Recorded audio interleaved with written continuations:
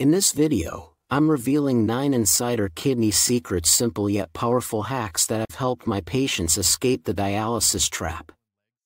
Number 7 even made a nephrologist call me in tears. I'm about to share the same secret tools I've used to bring people back from the very edge of kidney failure. I've seen miracles patients their doctors had given up on, GFRs that were impossible to recover, people who were counting their lives in months instead of years. And I watched them heal. Here's the truth your nephrologist may never tell you: while medicine focuses on pills and procedures, the biggest turnarounds often come from the smallest, almost invisible changes. Don't get me wrong, your diet and treatment plan matter. But it's the little daily shifts that can move mountains. One of my patients raised her GFR by 15 points with just hack number 3. Today, I want to hand you the keys to 9 precise, targeted kidney hacks that could mean the difference between dialysis and true freedom. Let's begin with 3 detox secrets so powerful they should probably be classified. Number 9, the kidney cleanse ritual. I call it the 302 ritual, and it's one of my favorites. Before every meal, drink a large glass of water mixed with 2 tablespoons of lemon juice. Now, before you roll your eyes and think, "Oh no, another Instagram detox trend," hear me out, this one's backed by real science. Kidney stones are made mostly of calcium oxalate, tiny rocks forming inside your body. But citrate, found in lemon juice, acts like stone kryptonite. It binds to calcium before stones can ever form. You're dissolving the enemy before the battle begins. So yes, lemon water detoxifies, but not in the fluffy, social media sense. It protects. It alkalizes. It prevents pain before it ever happens. And here's a secret most people never hear: sodium is calcium's evil twin. Both ride the same transport system inside your kidneys like a 2-seater roller coaster. Eat too much salt, and calcium gets thrown out into your urine, crystallizing into stones. That bag of chips? It's not just bad for your blood pressure, it's literally building rocks in your kidneys. So if you want to protect your kidneys, keep the lemon, and lose the salt. Number 8, vitamin. Let's talk about one vitamin that's quietly making phosphate binders look ancient: niacinamide, a form of vitamin B3 that's about to become your kidney's new best friend.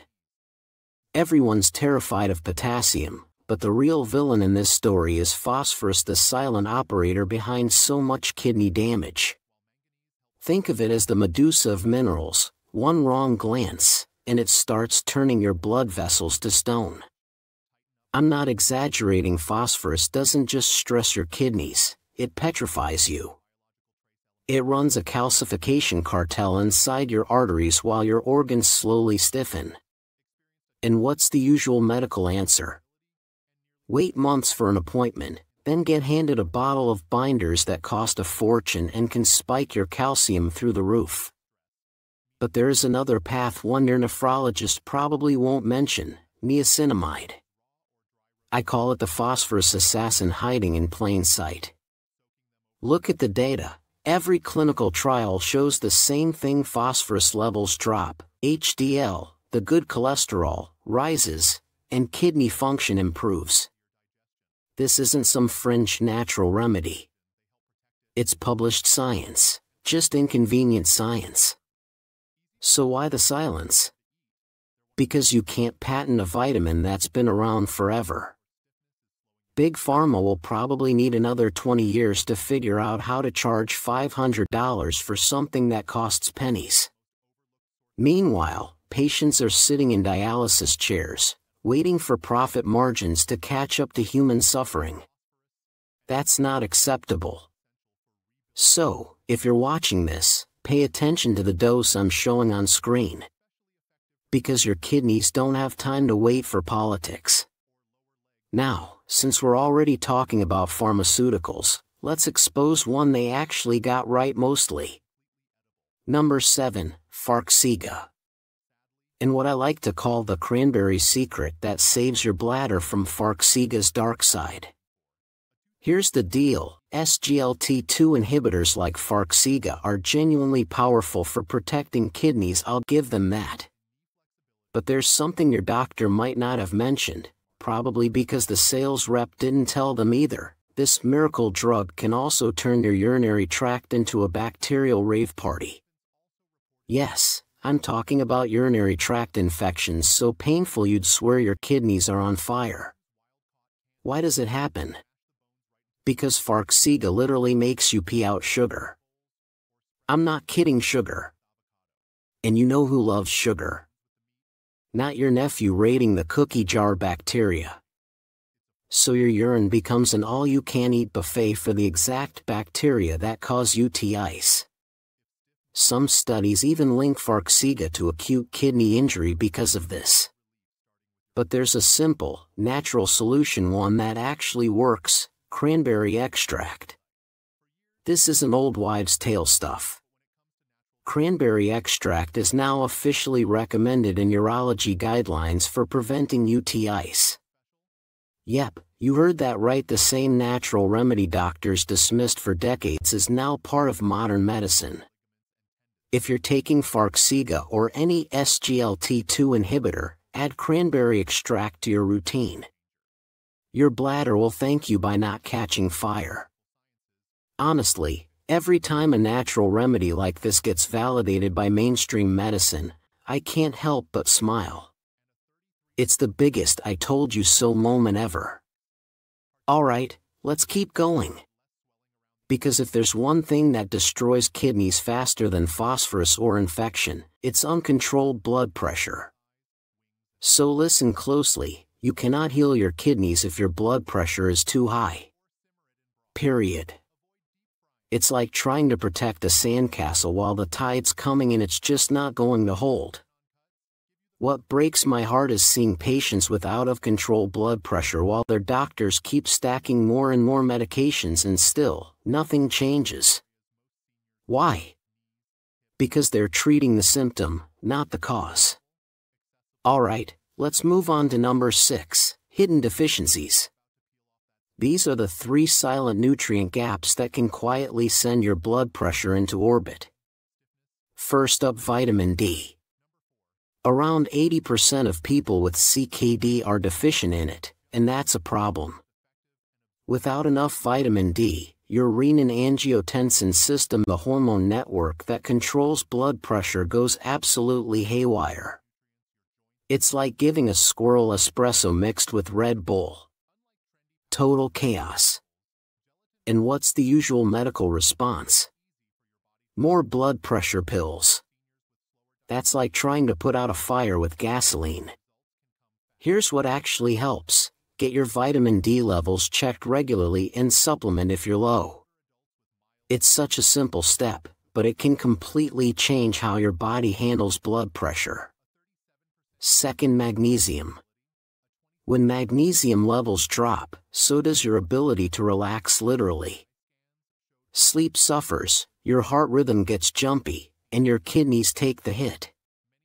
It's not as common as vitamin D deficiency, especially in later stages of CKD, but it's just as dangerous.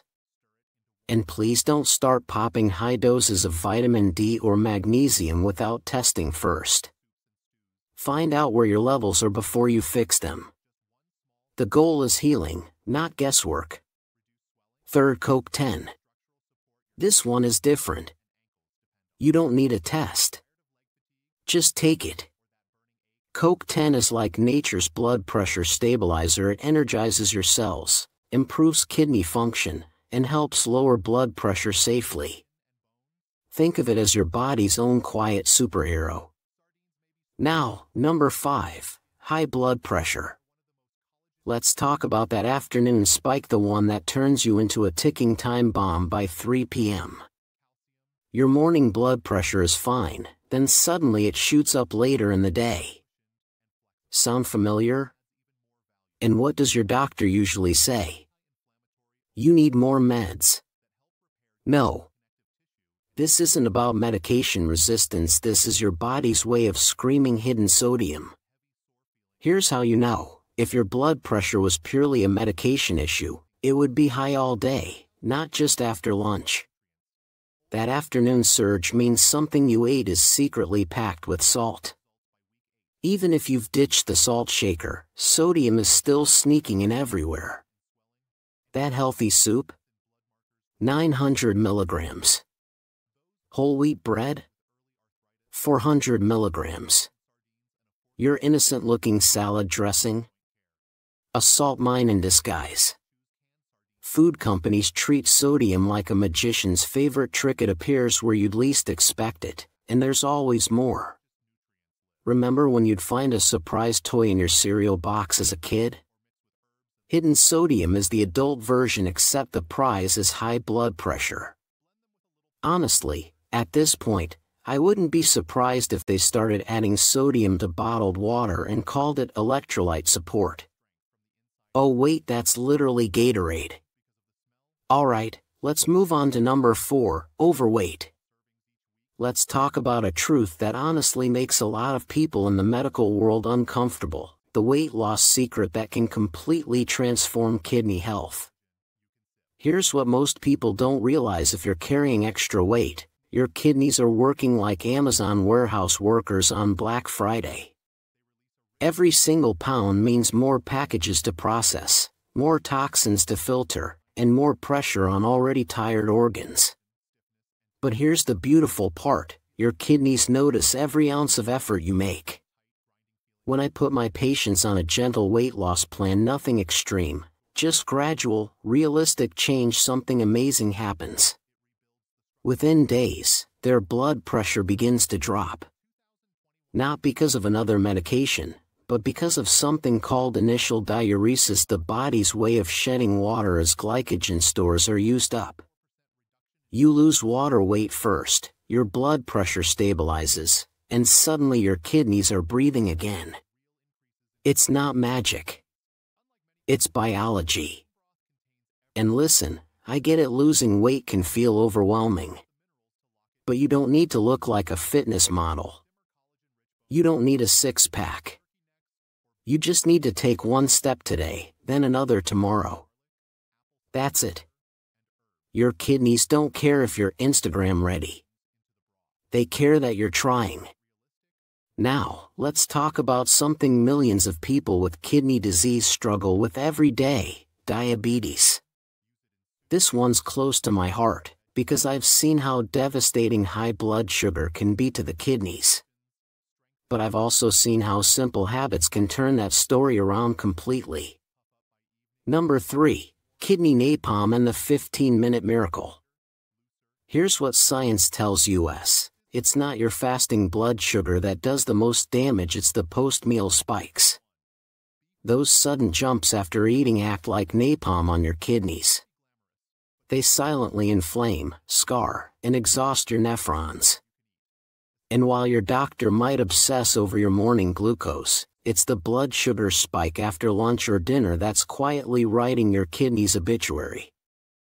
So here's the good news, and it's free, simple, and shockingly powerful: walk. Just walk for 12 to 20 minutes after you eat. That's it. No supplements. No gadgets. Just you and your legs. This isn't wellness fluff. It's hard science. When you move your muscles right after a meal, they act like glucose sponges pulling sugar out of your bloodstream before it can hurt your kidneys. You're literally walking your glucose away from damage and turning it into clean energy instead. But timing matters. Too early, and it's useless. Too late, and the damage is already done. So set a timer, 12 to 20 minutes after eating. That's your window. Of course, the foundation is still what you eat, avoiding ultra-processed carbs, refined sugars, and junk foods that spike insulin. But if you make this simple walk a daily ritual, you're doing something extraordinary. You're walking away from dialysis one meal at a time. Alright, friends, number 2. This one's a real survival tip, not just for those of you with diabetes, but for anyone trying to protect their kidneys and stay healthy in this crazy food world we live in. Let's talk about something sneaky: the sugar hiding in healthy foods. Food labels today are professional liars. They use words so clever they'd make a politician blush. Don't believe me? Let's take a look. See this ingredient here: evaporated cane juice syrup. Sounds natural, right?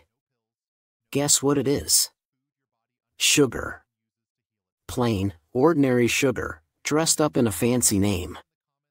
And this one, cranberry juice concentrate.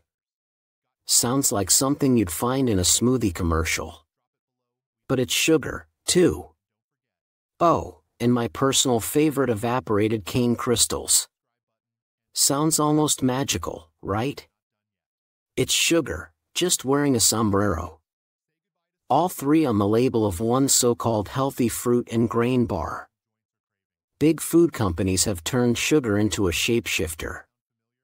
They invent new names for it every day, names that sound clean, natural, and innocent, so you never notice how much you're actually eating.